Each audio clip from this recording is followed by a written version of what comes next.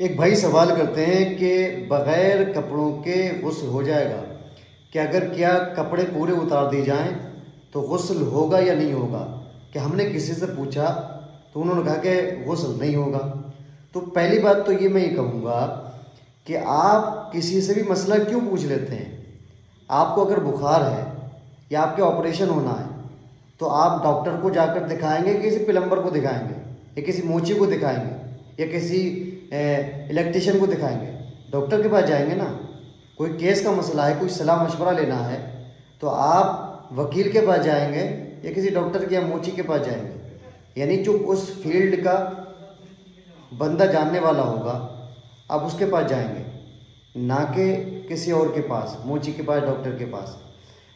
تو اب مسائل علماء سے پوچھنا چاہیے، تو آپ علماء سے نہ پوچھ کر کسی سے ہی پوچھ لیتے ہیں، پھر وہ جواب دے دیتا ہے، آپ اس پہ یقین کر لیتے ہیں، اور اگر اس نے غلط بتایا ہے تو آپ غلط مسئلہ جان لیتے ہیں، اس پر عمل شروع کر دیتے ہیں اور سالہ سال گناہ میں داخل ہوتے رہتے ہیں۔ بہت ساری چیزیں میں ایسی مسائل کے تعلق سے دیکھتا ہوں۔ تو دیکھ لیجئے، اگر کوئی برہنہ غسل کرتا ہے تو اس کا غسل ہو جائے گا، اور ظاہر سی بات ہے بغیر کپڑوں کے ہی صحیح طور سے غسل ہو سکتا ہے۔ بھئی باتھ روم کے اندر ہے، غسل خانے کے اندر ہے، اب وہ غسل کر رہا ہے تو بغیر کپڑوں کے ہی غسل کرے گا، ظاہر سی بات ہے۔ لیکن اس میں کچھ چیزوں کا خیال رکھنا ہے۔ وہ خیال یہ رکھنا ہے کہ زبان سے کچھ نہیں پڑھنا ہے، زبان سے کوئی لفظ ادا نہیں کرنا ہے۔ بھئی غسل کی نیت کرنا ہے وہ دل سے کرنا ہے، دل ہی دل میں نیت ہو، اور اصل نیت دل ہی کی نیت کو کہتے ہیں، دل کے پکے ارادے کو نیت کہتے ہیں۔ زبان سے جو الفاظ کہتے ہیں ہم، چاہے نماز کی نیت ہو، تیمم کی نیت ہو، وہ صرف مستحب ہے، لیکن دل کی اصل نیت ہوتی ہے۔ تو غسل کی جو نیت کرے گا وہ دل ہی دل میں کر لے گا۔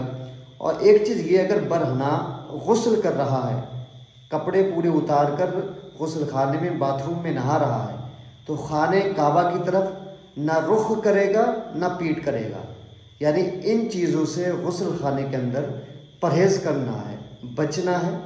باقی کوئی قباحت نہیں ہے، سارے کپڑے اتار کر برہنہ ہو کر بھی غسل خانے کے اندر غسل کر سکتے ہیں، نہا سکتے ہیں، کوئی مذاہقہ نہیں ہے۔ اور جن لوگوں نے یہ مسئلہ آپ کو بتایا تو انہوں نے غلط بتایا، تو اس طریقے سے کسی ایسے ویسے کے چکر میں نہ پڑا کریں، بلکہ علماء کے پاس جائیں جو اچھی پکڑ رکھتے ہوں، مسائل میں اچھی نالج رکھتے ہوں، ان علماء کے پاس جائیں، ان اکابرین کے پاس جائیں اور ان سے مسئلہ دریافت کریں۔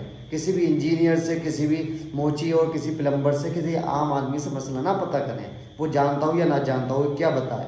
اس لیے اس چیز کا بھی خاص خیال رکھیں، ورنہ آپ تو عمل کر لیں گے غلط چیز پر یقین کر کے، اور گناہ میں داخل آپ ہی ہوتے رہیں گے۔ اس ویڈیو کو زیادہ سے زیادہ شیئر کر دیں۔ السلام علیکم ورحمۃ اللہ۔